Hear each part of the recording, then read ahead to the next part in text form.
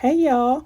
Today I decided to record me packaging an order from one of my best friends and a loyal customer.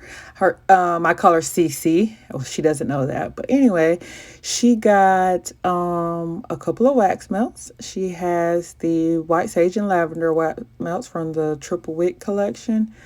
She also purchased the santal and coconut wax melts.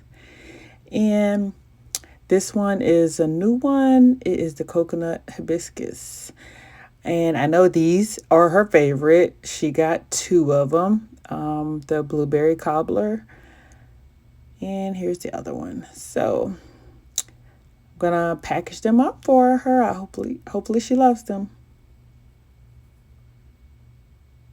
And here we go.